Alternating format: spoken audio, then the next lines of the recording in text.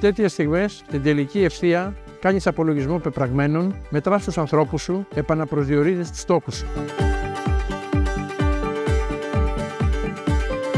Πρέπει να αγαπάς τον άνθρωπο για να ασχοληθείς με την πολιτική. Είμαι μαζί σας. Σας ακούω με προσοχή. Ξέρω τις ανάγκες σας. Γνωρίζω την πόλη. Ασχολούμαι με τα κοινά από φοιτητής. Έχω βαθιά εμπιστοσύνη στην κρίση σας, στη γνώμη σας.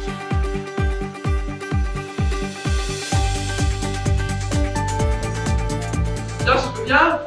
Καλησπέρα. Μαμαλία, τι έγινε, είσαι καλά? Πώς πάει η δουλειά? Όλα καλά? Εδώ εντάξει, το λιμάνι σούπερ? Σούπερ. Όλα αυτά τα οποία έχουμε κάνει εμείς και έχουμε αρχίσει, θέλουμε να τα δούμε να ολοκληρώνονται. Αυτό προσπαθώ να κάνω με όλες μου τις δυνάμεις. Δεν χάσαμε ούτε μία μέρα.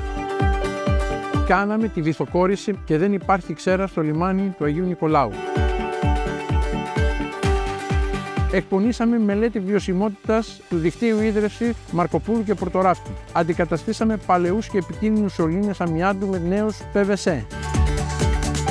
Τοποθετήσαμε 5.000 φωτιστικά σχεδόν σε όλο το κατοικημένο τμήμα του Δήμου μας.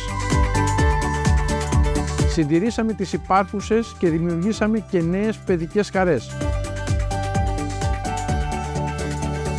Με επαρκείς και ανανεωμένους δημοτικούς χώρους, για βόλτες, για συναθρήσεις, για εκδηλώσεις, για ζωντανή πολιτιστική ζωή.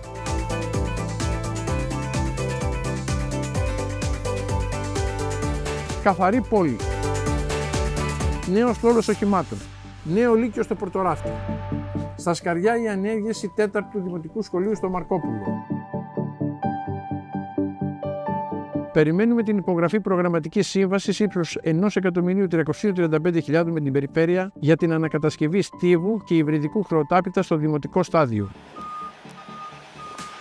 Το επόμενο μεγάλο στοίχημα είναι η δρόμη και η ίδρυυση, αλλά και η ολοκλήρωση της αποχέτευσης. Ξεκινήσαμε με 12 χιλιόμετρα οδικό δίκτυο ασφαλτόστρωσης. Εξασφαλίσαμε χρηματοδότηση για 36 χιλιόμετρα αγροτικών δρόμων.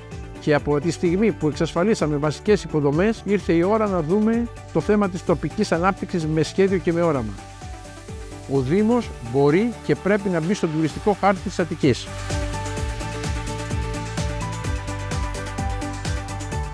Δώσαμε μάχη με το χρόνο και κερδίσαμε. Και τώρα πάλι είμαστε εδώ με την ίδια αγωνιστικότητα, περισσότερο έμπειροι, αλλά με την ίδια αγάπη και το ίδιο μεράκι για την πόλη. Με τους συνεργάτες μου, μόνο ένα μπορούμε να κάνουμε, να πάμε τον τόπο μπροστά. Γι' αυτό ζητάμε νίκη από την πρώτη Κυριακή, με τις ίδιες αξίες, με την ίδια αγάπη για τον τόπο μας, με την κοινωνία προοπτικής.